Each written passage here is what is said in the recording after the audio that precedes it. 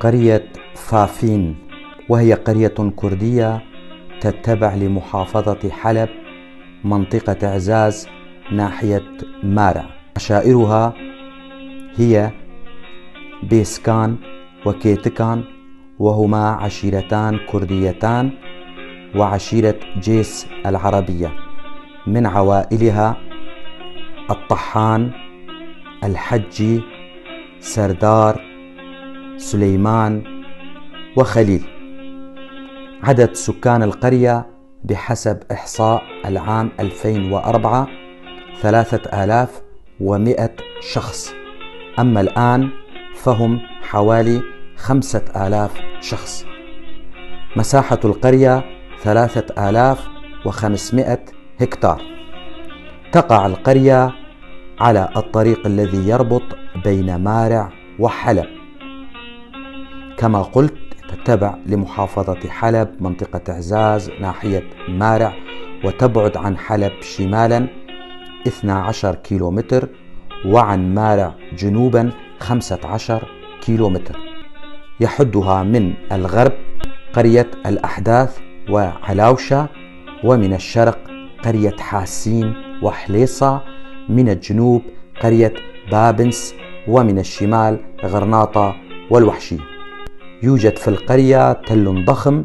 بحسب معلومات أهالي القرية فإن هذا التل يعود إلى العصور ما قبل البيزنطية والرومانية، ويرون أحيانا على أطراف القرية قطع نقدية بيزنطية وقطع فخارية يعتقد بأنها من العصر أو العهد الخوري.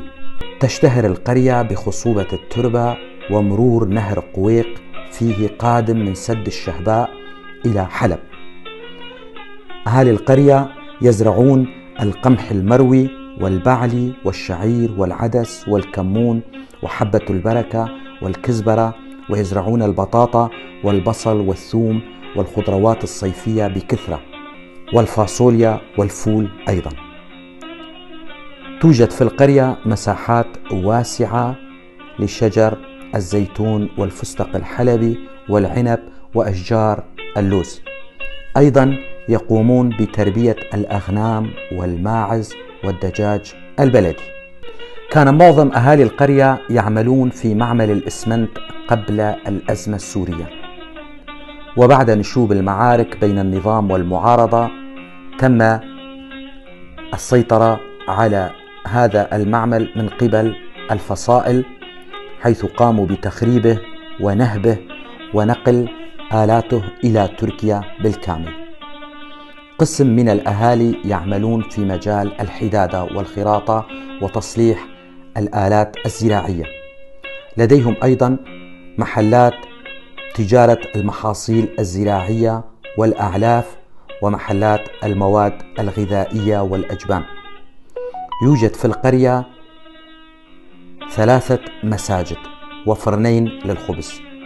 مثلها مثل كل القرى تعرضت للمعارك التي جرت بين النظام والمعارضة، مما أدى إلى أضرار كثيرة بمنازل القرية.